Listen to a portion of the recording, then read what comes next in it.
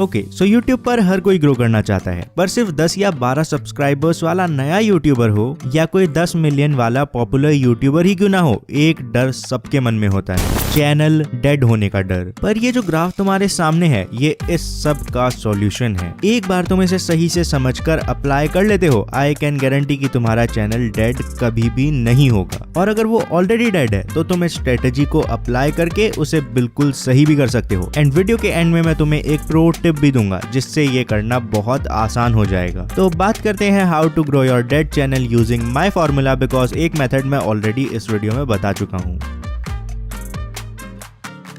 तो even though ये इतना कॉम्प्लेक्स और इम्पोर्टेंट टॉपिक है, YouTube पर तुम्हें इससे रिलेटेड बहुत ज्यादा वीडियोस नहीं मिलेंगे तो भी वो डेड चैनल्स के बारे में इतना सही से नहीं बता पाते हैं। लेकिन प्रॉब्लम बहुत बड़ी है, सो इसका सॉल्यूशन भी खुद YouTube देता है। ये ग्राफ तुम्हें तुम्हारे चैनल डेड होने से पहले ही बता देगा कि वो डेड होने वाला है, एंड ऐसे में तुम टाइम पर एक्शन ले पाओगे। अगर तुम्हारा चैनल ऑलरेडी डेड है तो तुम्हें ये बताएगा उसे सही कैसे करना है। पर कैसे? इस ग्राफ को ढूंढने के लिए तुम्हें YouTube स्टूडियो में जाना पड़ेगा। अगर तुम्हारे पास लैपटॉप या कंप्यूटर नहीं है तो तुम अपने मोबाइल में ही क्रोम में डेस्कटॉप मोड ऑन करके YouTube स्टूडियो खोल सकते हो। यहाँ आने के बाद सिंपली एनालिटिक्स में जाओ और फिर तुम्हें ऊपर 5 टैब्स के बीच में दिखेगा ऑडियंस टैब। इसी टैब में सबसे ऊपर एक और टैब है नेम्ड रिटर्निंग व्यूअर्स, एंड इसी ग्राफ को यूज करके तुम अपनी ऑडियंस को एनालाइज कर पाओगे और अपने चैनल पर डेड ऑडियंस की जगह लॉयल और एक्टिव ऑडियंस ला पाओगे। बट उसके लिए जरूरी है इस ग्राफ को समझना। तो ये डेटा बिल्कुल ही सिंपल है, न्यू वर्सेस रिटर्निंग व्यूअर्स। जो ब्लू वाली लाइन है वो दिखा रही है कि एक स्पेसिफिक टाइम पीरियड में तुम्हारे चैनल पर कितने नए लोग आए। वहीं ये पर्पल वाली लाइन दिखा रही है कि कितने लोग दोबारा आए। दोबारा से बेसिकली मेरा मतलब है कि कितने लोगों ने एक से ज्यादा वीडियो को देखा। पर अब बात आती है हम इन नंबर्स का करें क्या, इनका मतलब क्या है और कौन सा ग्राफ सही है यार, व्यूज किससे ज्यादा आने वाले हैं, बताता हूँ। भाई देखो, दो ही तो लाइन है, या तो ये ऊपर होगी या ये ऊपर होगी। मतलब या तो न्यू व्यूअर्स ज्यादा होंगे या तो रिटर्निंग व्यूअर्स ज्यादा होंगे। बट अब बात आती है इनका मतलब क्या है और ग्रोथ के लिए कौन सा ग्राफ ज्यादा सही है। पहला केस हो सकता है जब न्यू व्यूअर्स यानी ये ब्लू वाली लाइन इस पर्पल वाली लाइन से ऊपर होगी, एंड इसका सीधा सा मतलब है कि तुम्हारे चैनल पर जो व्यूज आ रहे हैं उनमें ज्यादातर लोग ऐसे हैं जो चैनल पर पहली बार आए हैं। इन अदर वर्ड्स, तुम्हारे चैनल की रीच बढ़ रही है एंड वो नए लोगों तक पहुंच रहा है। एंड जब नई ऑडियंस आती है, ग्रो करने के भी सबसे ज्यादा चांसेस होते हैं, एंड मैं थोड़ी देर में तुम्हें इसका प्रूफ भी दूंगा। लेकिन YouTube कहता है जरूरी नहीं है ये उतना भी बढ़िया है। पर क्यों?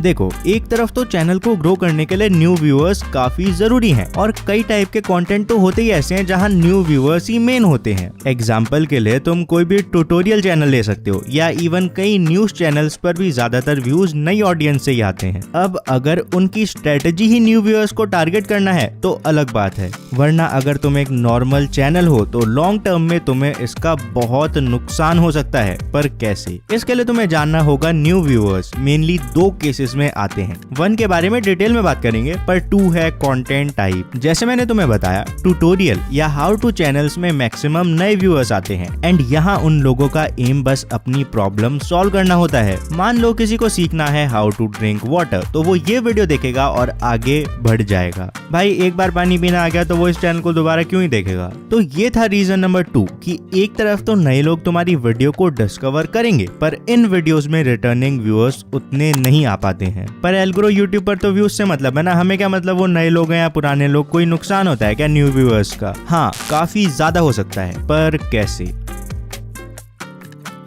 अगर तुमने कभी किसी व्लॉग चैनल के व्यूज देखे हैं तो तुमने नोटिस करा होगा कि उन पर व्यूज काफी स्टेबल होते हैं। फॉर एग्जांपल, अगर हम फ्लाइंग बीस्ट के व्यूज देखें तो ऐसा नहीं है कि किसी वीडियो पर 10 मिलियन व्यूज आ गए तो कोई वीडियो 2-3 लाख पर अटक गई हो, बल्कि उनकी हर वीडियो करीब 2 से 3 मिलियन व्यूज के आसपास होती है। कुछ videos of course 3 million plus भी जाती हैं, पर ओवरऑल व्यूज बहुत ज्यादा स्टेबल हैं। सौरभ जोशी व्लॉग्स पर भी हर वीडियो 2 से 3 मिलियन की रेंज में ही रहती है। क्यों? बिकॉज इनकी मैक्सिमम ऑडियंस है रिटर्निंग ऑडियंस। बेसिकली ऐसे लोग जो इनके चैनल पर एक से ज्यादा वीडियो देखते हैं, बल्कि एक बहुत बड़ी ऑडियंस है जो इनकी हर वीडियो को देखती है एंड इसीलिए इनके व्यूज इतना स्टेबल होते हैं। अब इसका फायदा क्या है? लॉजिकल है भाई, इन्हें कंपैरेटिवली उतनी टेंशन नहीं है कि मेरी नई वीडियो पर 1 लाख व्यूज आएंगे या 10 लाख व्यूज आएंगे। इनको पता है कि इनकी हर वीडियो पर करीब 2 से 3 मिलियन व्यूज आने वाले हैं, बिकॉज इन्होंने अपनी कोर ऑडियंस बना ली है। वहीं जब न्यू व्यूअर्स वाली लाइन ज्यादा ऊपर होती है, स्टेबिलिटी तो छोड़ो, किसी वीडियो पर 10 लाख व्यूज आते हैं तो कोई वीडियो 10,000 भी क्रॉस नहीं कर पाती है। एंड इसका बेस्ट एग्जांपल है यूट्यूब शॉर्ट्स, बिकॉज वहां ज्यादातर न्यू ऑडियंस होती है। एंड इसके बहुत नुकसान है, वो तुम्हारी ऑडियंस नहीं है, तुम्हारी ऑडियंस छिपी होती है रिटर्निंग व्यूअर्स में। एंड रिटर्निंग व्यूअर्स कम होने का मतलब कहीं ना कहीं है कि तुम्हारी कोर ऑडियंस कम है, और कोर ऑडियंस के कम होने पर तुम्हें ब्रांड्स कम पे करते हैं, तुम्हारा इन्फ्लुएंस कम होता है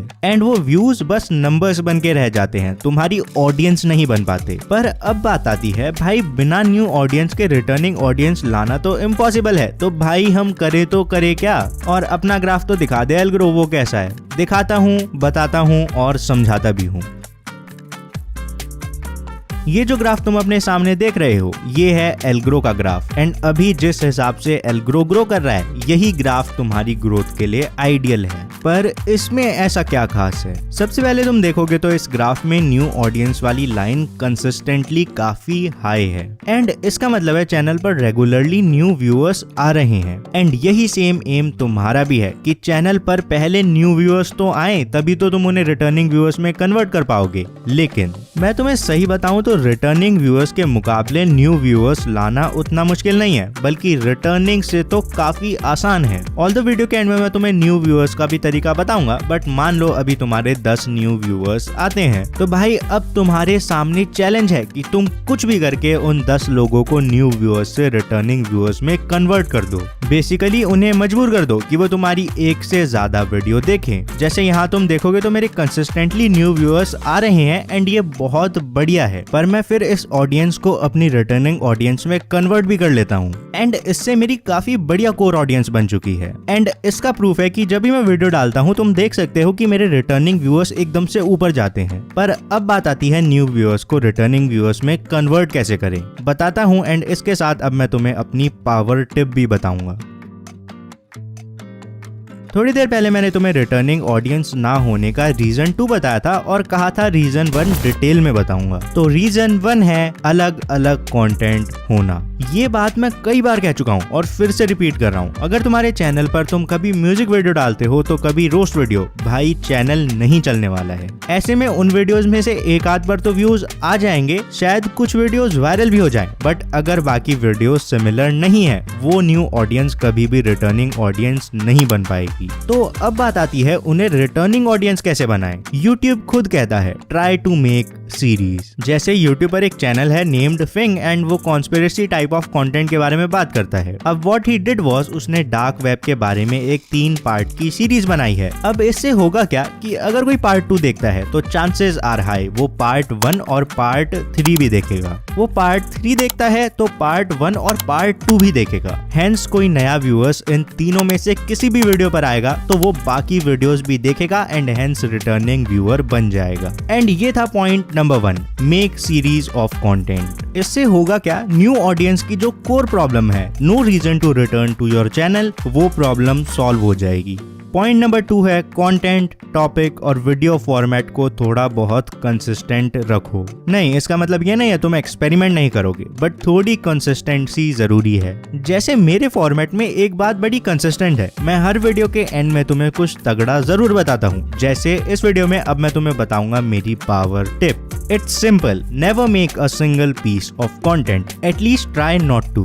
Basically try करो कि जब भी तुम वीडियोस बनाओ तो एटलीस्ट 2 या 3 वीडियो सिमिलर हो। फॉर एग्जाम्पल मैंने वीडियो बनाई थी about best time to upload your video, तो इसके साथ मैंने पेयर करी एक दूसरी video Why I upload at 7:44 PM। Similarly इन सभी वीडियोस के भी मैंने एक तरीके से ग्रुप्स बना दिए हैं। इससे होगा क्या, कोई एक वीडियो को देखेगा तो चांसेस बढ़ जाएंगे वो उस ग्रुप या पेयर की बाकी वीडियोस को भी देखे, हेंस वो तुम्हारा रिटर्निंग व्यूअर बन जाएगा। लेकिन जब तक नई ऑडियंस नहीं होगी, रिटर्निंग व्यूअर्स कहां से आएंगे भाई? अब नई ऑडियंस लाना चाहते हो चाहते हो तो लेफ्ट वाली वीडियो देख लो, वरना डेड चैनल के बारे में और इन्फॉर्मेशन चाहिए तो ये राइट वाली प्लेलिस्ट जरूर देखो।